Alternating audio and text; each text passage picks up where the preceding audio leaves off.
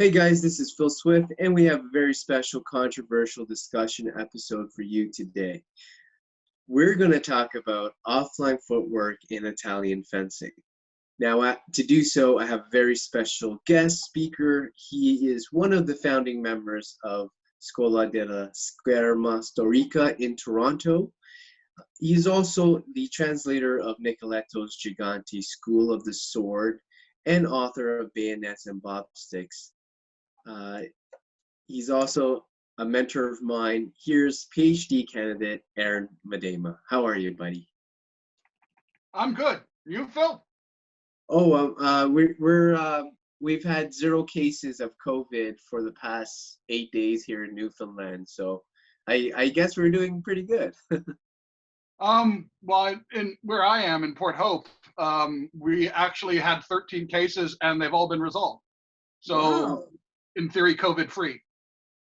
That's quite impressive.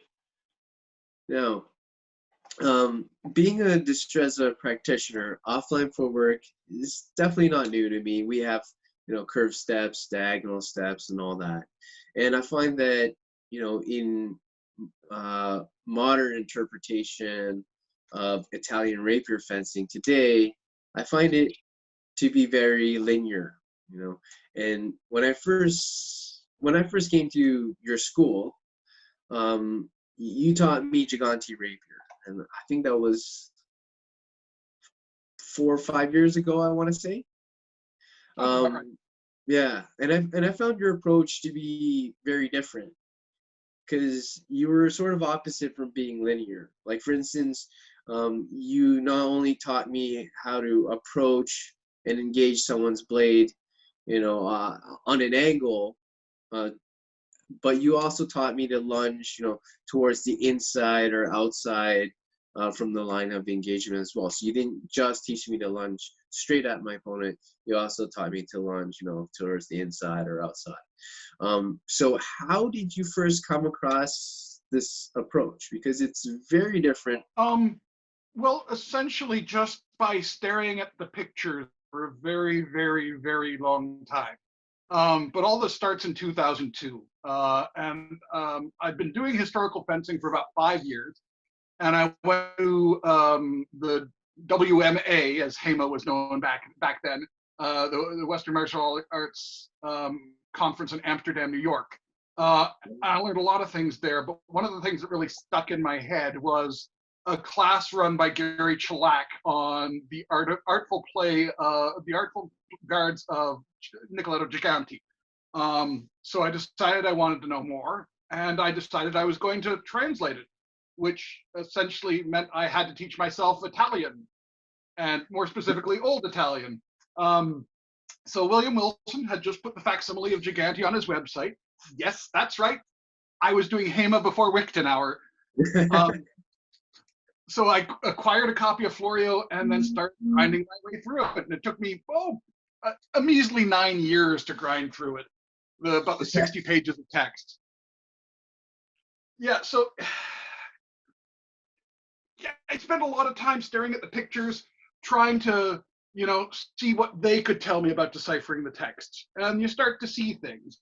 And it also doesn't hurt that Giganti is telling you pretty much, numerically speaking, to learn from his pictures, pretty much the same number of pages of text that he has. Like, he tells you to do it about 60 times. And so I took him at his word, and I started staring at it, and the pattern begins to fall into place. That they're not lunging straight at each other. They're offline one way or the other, and it makes it even easier to see because of the gridded floor. Yeah. Yeah, I have to admit, like, if you look at the floor there in the grids, you can see just by looking at where the heel placements are. Are there any evidence of this in other manuals as well? Lots of them, actually. So if we're talking Italian, I mean, let's go to the first of the printed manuals that's illustrated, which is Marazzo.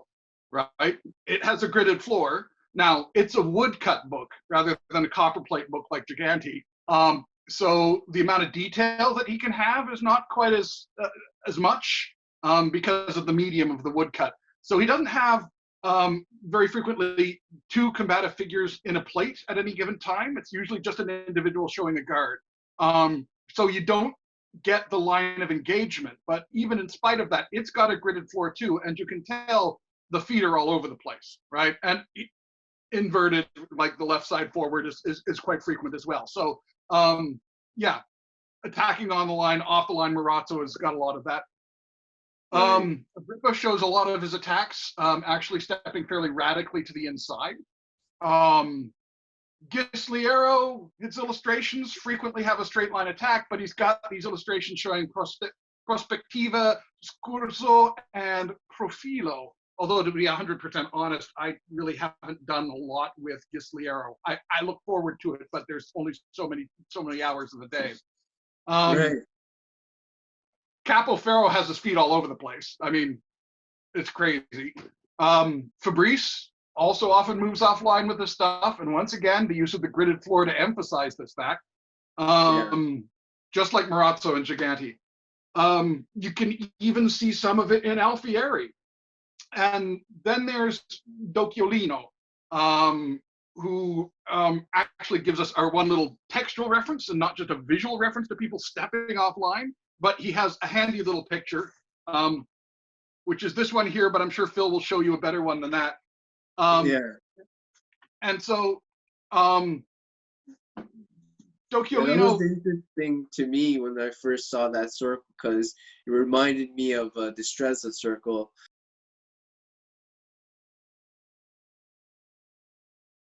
I find that it was, funny to see that Italian fencing had their own circle, too. But their circle is slightly different, as it shows, like for instance, in Spanish, when we do what we call a diagonal step or a transverse step, sorry, I only call it diagonal step. It just makes sense to me that way. But a transverse step, we tend to still point our toes at our opponent, so that kind of turns our foot a little bit, because as we're stepping offline, our toe is still pointed at our opponent, so that kind of puts a little bit of strain on the knee a little bit if you don't turn your hips or orient your hips a certain way, whereas in Italian they'll find they're still lunging straight, so their knee is still lunging forward and according to their toe, but they're just lunging offline to one side or the other. Oh yeah,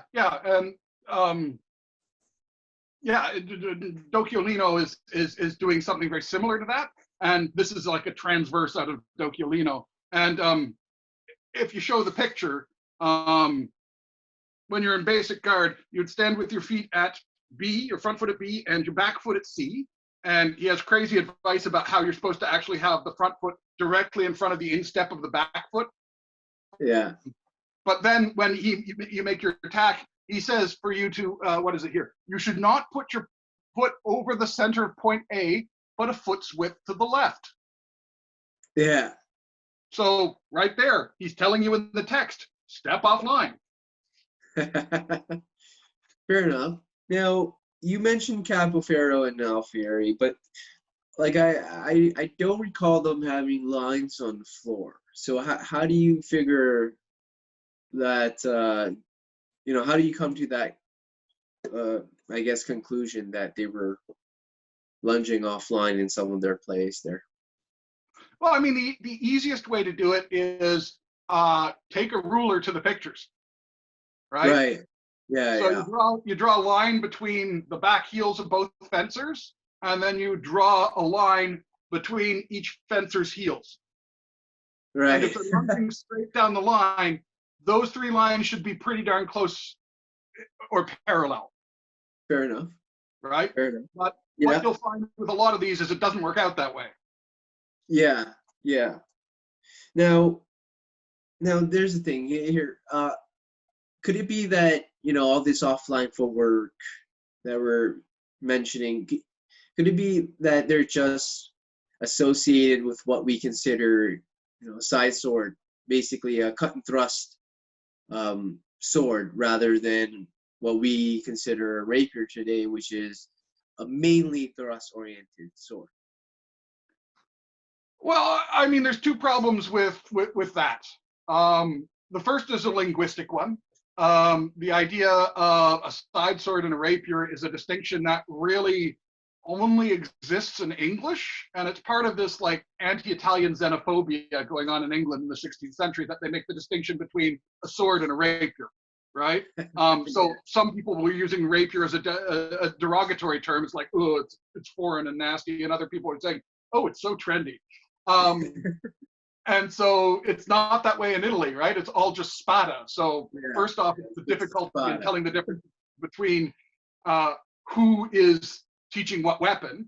But then the second one is that all of these things that you're talking about are simply today's interpretation of them.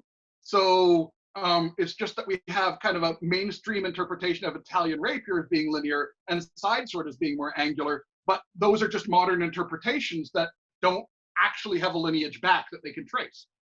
Right.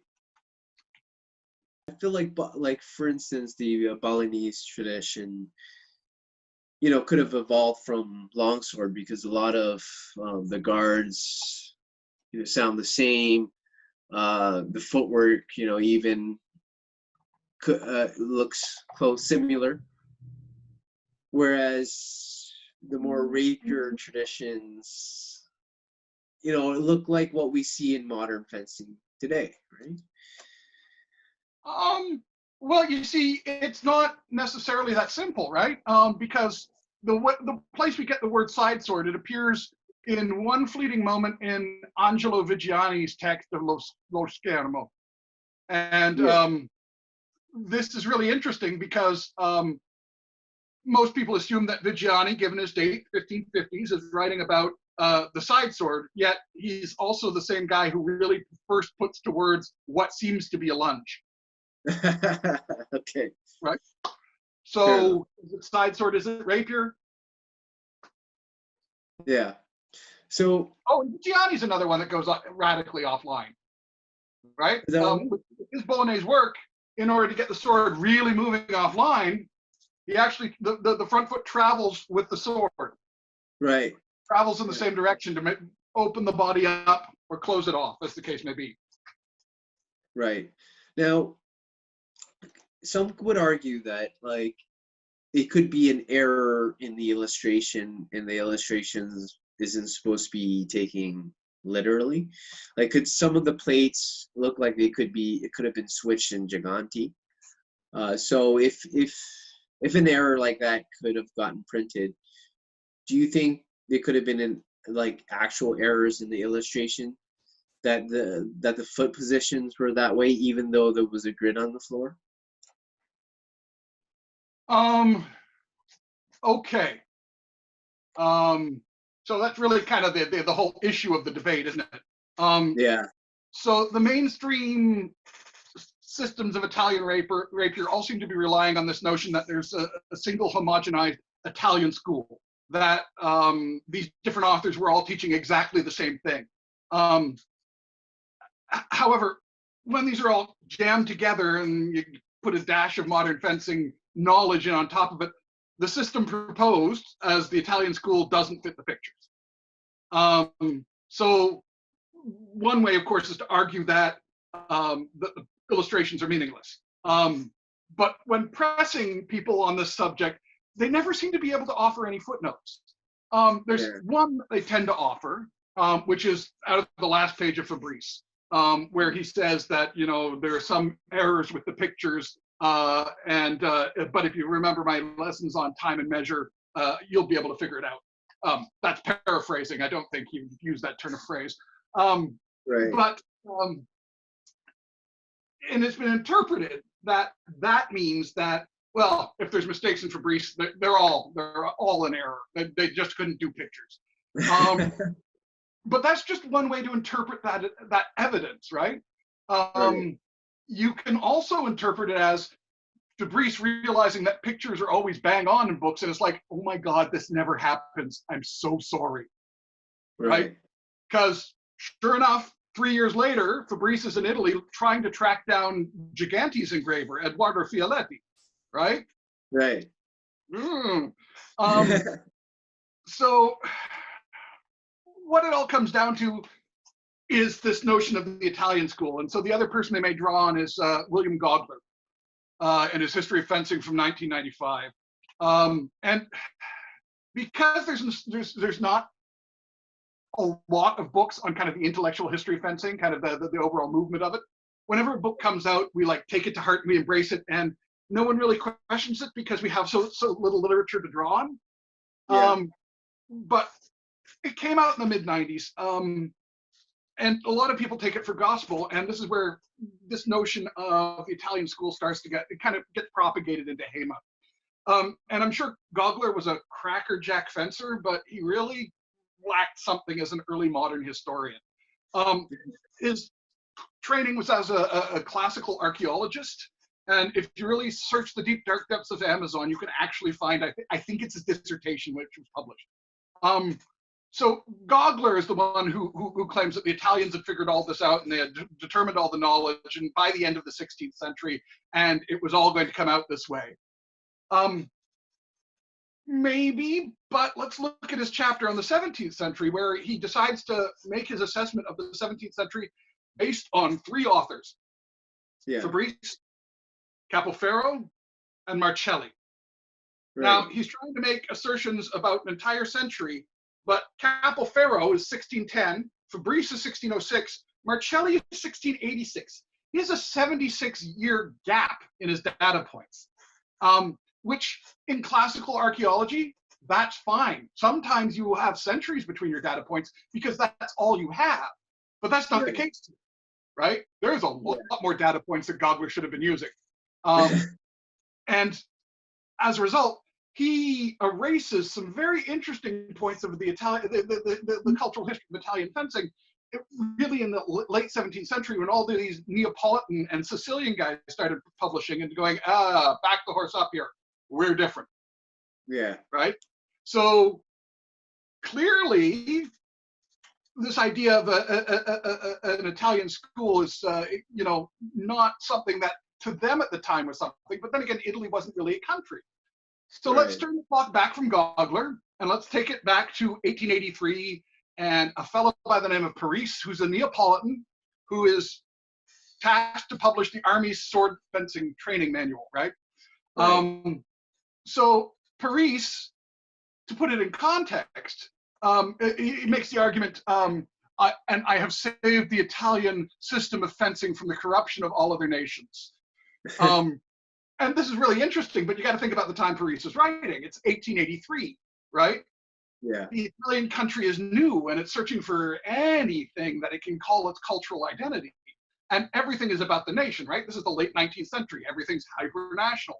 And so putting that in context, Parise is trying to sell into this, right? He's trying to sell it to a government contract, the government of Italy, the new government of Italy. Because 22 years before that, when Parise would have said that, he would have been defending it against Bolognese, Venetians, Milanese, Florentines, right? Romans. All of these guys weren't part of his particular nation at that particular time. So this idea that there's a singular Italian school of fencing is something that's really born in the 19th century with Parise trying to sell it to the new Italian nation, if that makes sense. Yeah. So Gogler is definitely familiar with Parise. We know this because he uses his illustrations in his guide for the techniques of fencing. So sure enough, comes out in 1995 as history, and in the same year, a fellow by the name of Giovanni Rapisardi puts out an article, and he's, curiously enough, also a student of the same school that Parise was teaching at many years ago. But 1995, Rapisardi puts out an article, and it's translated by William Wilson, and it makes the rounds in the HEMA community at that time, and there wasn't much for us to draw on. And it was a good starting place for us to kind of start tinkering with it. But sure enough, there's the picture of Parise's guards being applied to Italian Rapier. And rather than us coming up with a more nuanced version of it, we seem to have just created an orthodoxy based on Parise's interpretation of it. So Yeah. think about all of the sensibilities that have invaded this kind of modern system of Italian rapier. I mean, what would they think of Docchiolino's crabbed feet, right? Right. So, in contrast, when it comes to footnotes, the people are saying that the pictures actually mean something. Besides, Gigante himself, modern scholarship is very much on the other end of the fence on this, right? Right. I was talking with a professor of print culture at RSA one year, Evelyn Lincoln, and she was telling me that in order to put woodcuts in a book, you would tend to increase the price of the book by 300 to 400%. If you're going to put Right. in copper plate engravings, it was going to increase the price by about 700 or 800%. So I mean, if the pictures didn't mean anything, why are you going to the extra expense? And I got more if you want them. Right. And you know what, the illustrator that Gigante used, he must have paid a fair price for that, because the illustration is phenomenal. Like the muscles, the anatomy of the body, the detail in that was phenomenal. So I would be surprised that someone with that skill set could mess up something as easily as, the position of the feet, especially when there's a gridded floor that, he probably drew prior, right? For the reason to show the feet position. I assume that there's no other reason to draw a gridded floor otherwise. Well, I mean, here's the argument that kind of knocks that a little, like the whole idea that the pictures don't mean anything out of the park because of that gridded floor. If he had wanted to make sure that people's feet were in line with everyone, it would be really easy to do with the lines. Right. Right? Because you draw the floor first, and it's like, oh, now I just need to draw up from there. Yeah. Right? So exactly. If that was the intention, it would have been really easy for him to do. Now, is there any advantages to this offline footwork? What would you think some of the advantages would be, since you've been practicing this since, I don't know, since you started practicing Gigante, I guess? Yeah, only about 15 years, I think. Yeah, only. There's a couple of advantages. One is the ability to use the weight of your body to really control your opponent's sword. There's also the ability to use your body to really diminish the force of your opponent's sword, right? I can either push into it or I can slip away from it. Conversely, it also means that I will tend to disappear, right? If I have to go to one side and I press against somebody, bind somebody's sword by pressing a little to the outside, what happens is they have to do a much bigger disengage to come around. And what has happened is my body has disappeared from the line of engagement, right? Yeah. So they have to do even more action to try and bring that back online. So it gives you more time to respond. But I mean, everything has its give and take in fencing, right? So that if I press too hard on one side, right, somebody's just going to bring their hand around and smack me on the other side of the head, which has happened to me a couple of times. Yeah. Yeah. Is there a certain, set rule, like for instance in Destrezza, in terms of the earlier authors, when I take a bind on the inside, I would then use my curved step towards the blade, and vice versa on the outside. So depending on which side, say I have the blade, say our engagement's on the outside, then I would move towards your blade, which would be a curved step towards my right. Now in Gigante or any other manuals, do they specifically tell you, when you have this engagement, make sure you move towards this side or lunge towards this side, for instance? With Gigante, he's got two different ways of doing it, right? As I was saying, you can either like bind by pushing or slip away. And so he uses techniques that involve both. But for instance, in Rapier and Dagger, he makes it quite noted that, everyone, when you're doing it, lunge towards the side with his dagger, lunge towards your opponent's inside, right? Right. Pull the length from his weapon, his rapier. Right. Sorry, sword. Right. There's the little piece of advice that he gives, which actually, once again, interestingly enough, this is one of these things that's interpreted differently by kind of this Italian school of fencing. Excuse me. He says that the foot should support the sword. Which does that mean weight back? Or does that mean foot inside and outside? So that when my hand comes to the inside, my foot comes to the inside, and when my hand goes to the outside, my foot comes to the outside. Right? It can be interpreted either way. Right. Yeah, that was the part that I was kind of curious about, how your interpretations are for that specific line in the text. Now, should people do offline lunges all the time? Is this what you're trying to say? Oh no. Well, okay, when it comes to Gigante, yeah, pretty much is always offline. He doesn't really like the straight line. In other cases, it's whatever the author's saying, right? So Alfieri and Agrippa have a little bit of this offline stuff, but they also have a lot of straight line stuff. So it varies as to the individual masters, right? And so that's kind of what my argument is like, let's not try and impose this notion of, an Italian school over everything. Let's let the masters actually speak for themselves. Yeah, no, that makes a lot of sense. I mean, I've been reading some Neapolitan fencing myself. I started with Palavinici, and then I started going into the new Chris Holzman translation, which is Marcelli. And I did notice a couple of interesting things. I mean, like even Palavinici, who constantly talks about older masters of the time, even he was saying, always approach on an angle and use angles to your advantage. And I find that very interesting. And I'll pull up an illustration from the book. I'm trying to find it myself. I should have bookmarked it, but I'll pull it up on the screen there afterwards.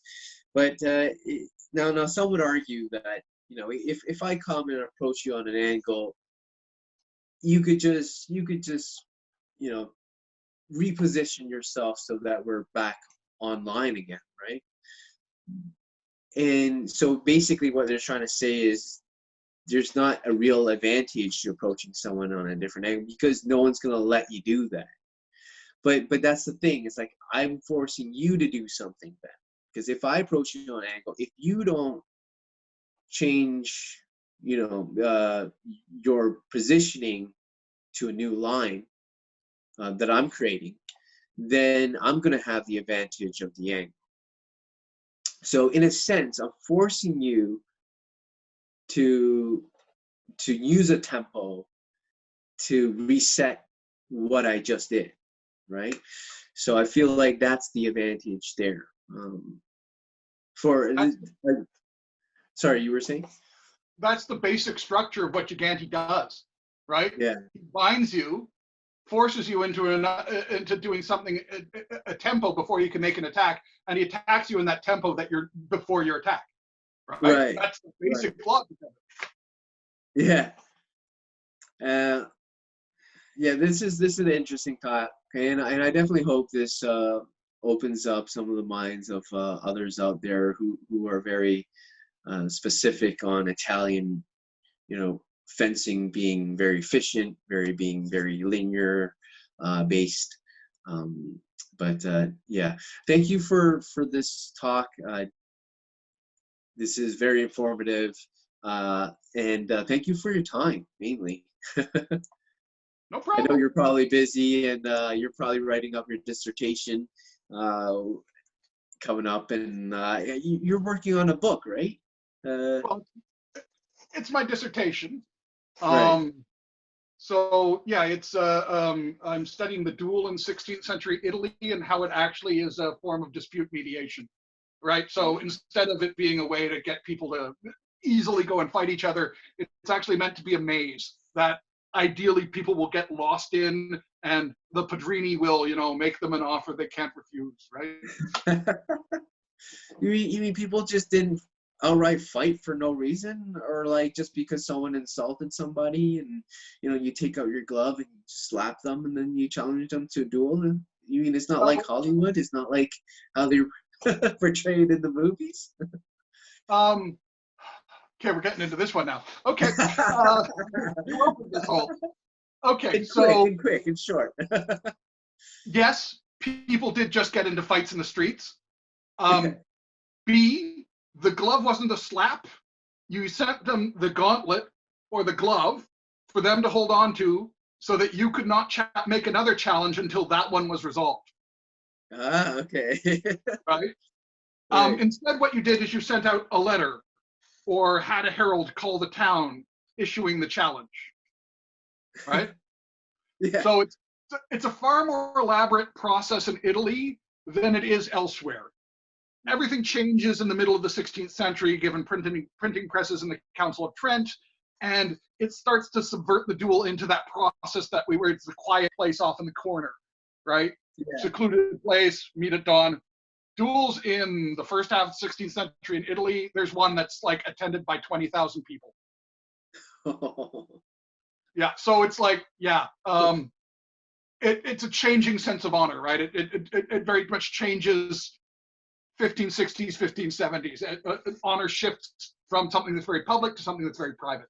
And this is kind of what I'm tracking in my dissertation, right? I'm looking at the duel across the 16th century and looking how the practice, well, actually better still, practice says, because it's not just one script of the duel. There are 3 different scripts that people could take, and then local variations and this and that and the other. So I'm looking at the way the duel changes and how it integrates into printing and how, yeah. Right. That's going to be very interesting. Do we have a time frame of when this book might be released? Well, I somehow talked myself into offering my advisor a chapter every month for the foreseeable future. So yeah, the dissertation will probably appear in a year. But then of course the process of getting like a book from manuscript to print is about a 2-year process. Right. Okay. So not anytime soon, but it's coming soon. If you know your way around places, you'll be able to find a copy of the dissertation. Most libraries stock them. So.